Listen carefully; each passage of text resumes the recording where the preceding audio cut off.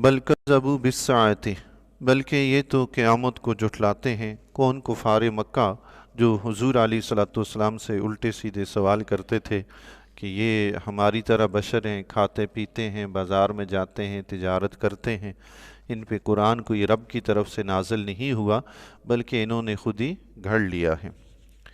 بل کذبوا بالساعۃ، بلکہ یہ تو قیامت کو جھٹلاتے ہیں۔ حضور علیہ صلاۃ والسلام کے جھٹلانے کے علاوہ ان کی ایک بڑی غلطی یہ بھی ہے کہ یہ قیامت کو ہی نہیں مانتے کہ مرنے کے بعد ہم نے اٹھنا ہے، اس کو مانتے ہی نہیں ہے۔ وَأَعْتَدْنَا لِمَنْ كَذَّبَ بِالسَّاعَةِ سَعِيرًا، اور جو قیامت کو جھٹلائے ہم نے اس کے لیے تیار کر رکھی ہے بھڑکتی ہوئی آگ۔ عقیدہ آخرت کا جو انکار کرے گا نا تو رب فرماتا ہے ہم نے اس کے لیے بھڑکتی ہوئی آگ تیار کر رکھی ہے۔ مسلمان ہونے کے لیے یہ عقیدہ رکھنا ضروری ہے کہ مرنے کے بعد ہم نے دوبارہ زندہ ہونا ہے، اللہ تعالیٰ کے ہاں حاضر ہونا ہے، میدان معاشر میں حساب کتاب ہوگا، اس کے بعد جنت یا جہنم جس کسی کو بھی جو بھی ملے گا ملے گا۔ یہ عقیدہ رکھنا ضروری ہے۔ اگر کسی شخص کا یہ عقیدہ نہیں وہ مسلمان ہی نہیں، وہ دائرہ اسلام سے خارج ہے۔ اور یہی عقیدہ جی ایسا ہے جو بندہ مومن کو سیدھی راہ پر چلائے رکھتا ہے۔ ایک بندے کو پتہ ہے کہ مجھے کسی نے پوچھنا ہی نہیں، وہ کام صحیح سے کرتا ہی نہیں۔ ایک بندے کو پتہ ہے کہ میرا سیٹھ میرے سر پہ کھڑا ہے، جی میرا منیجر میرے سر پہ کھڑا ہے، اگر میں نے کام نہ کیا تو جاب سے نکال دے گا، وہ خوف سے سیدھے سیدھے کام کرتا ہے۔ ایک مسلمان کو پتہ ہے کہ میرا رب مجھے ہر وقت دیکھ رہا ہے، میرا رب میرا حساب لے گا، اگر میں نے آج غلطی کی تو کل مجھے رب کے سامنے جواب دینا ہو، وہ پھر غلط قدم ہی نہیں اٹھاتا۔ تو جس کا عقیدہ آخرت درست نہیں ہے اس کے اعمال بھی درست نہیں، جس کا عقیدہ آخرت درست ہے اس کے اعمال بھی درست ہوتے ہیں۔ اذا رأتهم من مکان بعید، جب وہ انہیں دور جگہ سے دیکھے گی، جہنم جب انہیں دور سے دیکھے گی ان کافروں کو، سمعوا لہا تغیظا و زفیرا، تو سنیں گے اس کا جوش مارنا اور چنگاڑنا۔ مفسرین نے لکھا ہے 1000 سال کی مسافت دور سے بڑکتی ہوئی جہنم کو جب دیکھیں گے تو اس کی آواز 1000 سال دور سے سنائی دے گی، یعنی ایک بندہ سفر کرتا رہے 1000 سال تک، بعد میں جا کر وہ منزل آئے تو جہنم اتنے دور سے اس کی بڑکتی اور اس کے شعلے مارنے کی آواز انہیں سنائی دے گی۔ اللہ اکبر۔ آگ آپ جب جلاتے ہیں نا، شعلے وغیرہ بلند ہوتے ہیں تو ان میں سے آگ میں سے آواز آتی ہے، ایندھن کے جلنے کی مختلف قسم کی آوازیں نکلتی ہیں، تو یہ اتنی بڑکے گی، جوش مارے گی کہ 1000 سال کی مسافت سے اس کی آواز سنائی دے گی۔ اللہ اکبر۔ حدیث شریف میں آتا ہے وَإِذَا أُلْقُوا مِنْهَا مَكَانًا ضَيِّقًا، اور جب اس کی کسی تنگ جگہ میں ڈالے جائیں گے، یہ کفار کی بات ہو رہی ہے جی، جو آخرت پر یقین ہی نہیں رکھتے، جن کا عقیدہ ہی نہیں ہے۔ باقی رہے مسلمان، اللہ کے فضل و کرم سے جتنے بھی گناہگار ہوں گے نا، رب کے فضل سے جنت میں ضرور جائیں گے، چاہے کتنے ہی گناہگار کیوں نہ۔ یہ کافروں کی بات ہو رہی ہے، جب اس کی کسی تنگ جگہ میں ڈالے جائیں گے۔ یہ کفار جہنم کے وسیع ہونے کے باوجود ان کو جب جہنم میں پھینکا جائے گا تو ایسے تنگ جگہ میں پھینکا جائے گا کہ یہ وہاں جہنم کے عذاب کے علاوہ ان کو تنگی کا بھی عذاب ہوگا۔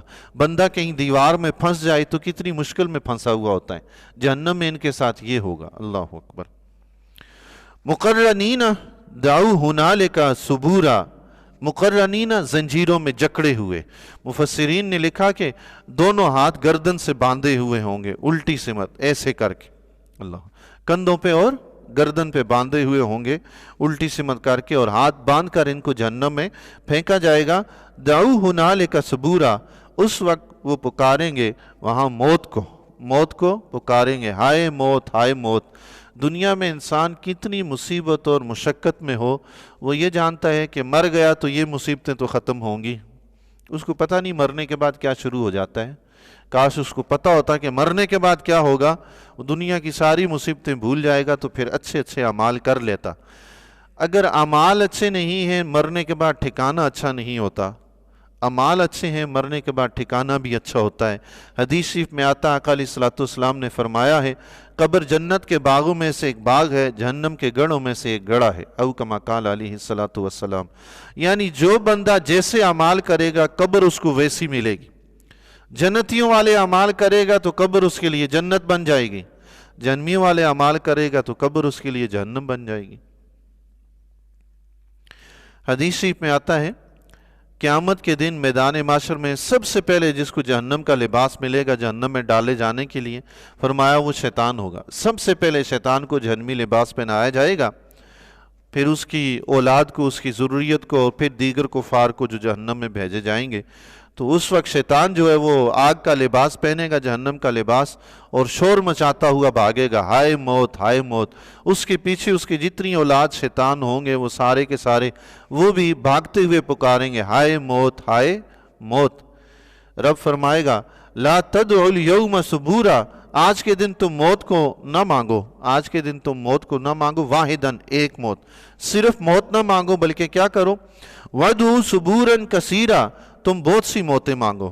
ایک موت سے تمہارا کام نہیں بنے گا، تم تو بہت ساری موتیں مانگو، ان سے بھی کام نہیں بنے گا۔ مفسرین نے لکھا بہت سی موتیں مانگنے کا مراد کیا ہے کہ ایک عذاب کے ڈر سے موت مانگ رہا ہے، جہنم میں اس کو کئی قسم کے عذاب ہوں گے، ہر عذاب پہ موت ہی مانگے گا۔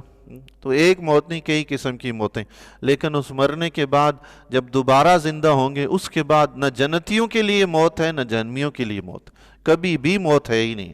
ان گنت زندگی کے سال ہیں، ان گنت رہنا ہے اس میں، جنت میں بھی جہنم میں بھی۔ اللہ تعالیٰ ہر مسلمان کو جہنم کے عذاب سے محفوظ فرمائے۔ قل اذالک خیر ام جنت الخلد، حبیب تم فرماؤ کیا یہ بہتر ہے کہ یہ جہنم میں جو تمہیں سزا دی جا رہی ہے یہ بہتر ہے، ام جنت الخلد، یا ہمیشہ کی جنت؟ سبحان اللہ، اچھا کیا ہے؟ وہ جہنم کا عذاب اچھا ہے یا یہ جنت کے باغات اچھے ہیں تمہارے لیے جس میں ہمیشہ رہنا ہے؟ التی وعد المتقون، وہ جن کا وعدہ متقین سے کیا گیا ہے۔ سبحان اللہ، متقین کا اعلیٰ درجہ تو یہ ہے کہ بندہ ایمان لانے کے بعد ہر قسم کی برائی چھوڑ دے اور ہر قسم کا نیک عمل کرے، یہ متقین کا اعلیٰ درجہ ہے۔ اور کم سے کم درجہ متقین کا کیا ہے؟ جس کے لیے جنت کا مستحق ہونا ضروری ہے، وہ کم سے کم درجہ یہ ہے کہ ایک انسان کلمہ طیبہ پڑھ کے اللہ اور اس کے رسول کی وحدانیت اور رسالت کا اقرار کر لے، بس کلمہ پڑھ کے مسلمان بن جائے، یہ جنت میں جانے کے لیے شرط ہے۔ باقی جتنا تقوی اختیار کرے گا اتنے جنت میں اس کے درجات بڑھتے جائیں گے۔ سبحان اللہ۔ تو متقی کا پہلا درجہ مسلمان ہونا ہے۔ ہر مسلمان، اس سے پتہ چلا ہر مسلمان متقی ہے، ہر مسلمان متقی۔ متقی کا مطلب ہوتا ہے بچنے والا، چونکہ مسلمان شرک اور بت پرستی سے بچتا ہے اس لیے اس کو متقی کہتے ہیں۔ سبحان اللہ۔ کانت لہم جزاء و مصیرا، یہ ان کی جزا ہے اور ان کا انجام ہے۔ کن کی؟ متقین کی۔ سبحان اللہ۔ متقین کی جزا کیا ہے؟ ان کا ٹھکانہ کیا ہے؟ ان کی جزا جنت کی نعمتیں ہیں، ان کا ٹھکانہ جنت ہے۔ سبحان اللہ، جس میں وہ ہمیشہ ہمیشہ رہیں گے، جنت کے مزے ہی اپنے ہوں گے۔ جی یہ آیت کا ترجمہ سماعت فرما لیجئے۔ رب فرماتا ہے لہم فیہا ما یشاؤون خالدین، ان کے لیے وہاں من چاہی مرادیں ہوں گی جس میں وہ ہمیشہ رہیں گے۔ سبحان اللہ۔ آج دنیا میں آپ دیکھیں جی، دل چاہتا ہے یہ ہو وہ ہو وہ ہو وہ ہو، اللہ ماشاءاللہ کبھی کچھ ہو گیا تو ہو گیا، ورنہ چاہنے سے کچھ بھی نہیں ہوتا۔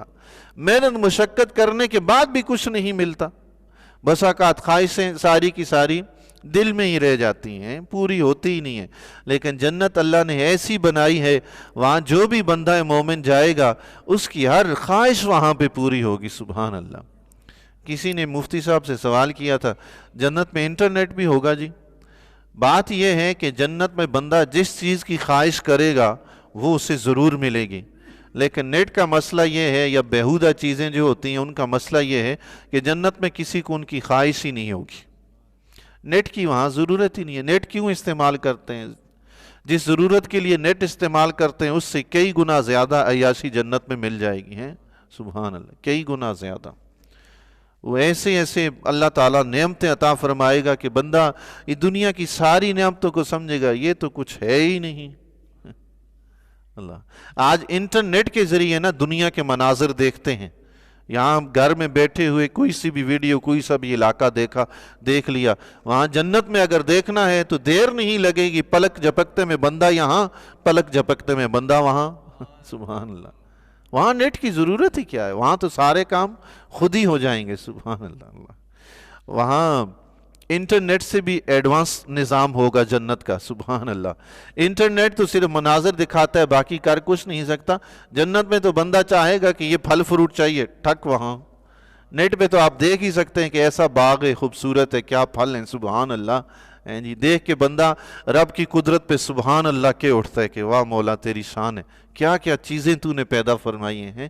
لیکن جنت میں بندہ دیکھے گا، خواہش کرے گا کہ یہ مجھے مل جائے۔ رب نے فرمایا جو چاہیں گے ملے گا، سبحان اللہ اللہ، جو چاہیں گے ملے گا، اللہ اللہ۔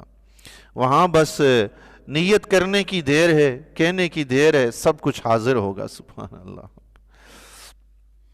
کان علی ربک وعدا مسئولا، تمہارے رب کی ذمہ ہے وعدہ مانگا ہوا۔ یہ اللہ تبارک و تعالیٰ نے اپنے فضل سے اپنے اوپر لازم کر دیا ہے کہ جتنے بھی مسلمان ہوں گے ان سب کو جنت اور جنت کی نعمتیں عطا فرمائے گا۔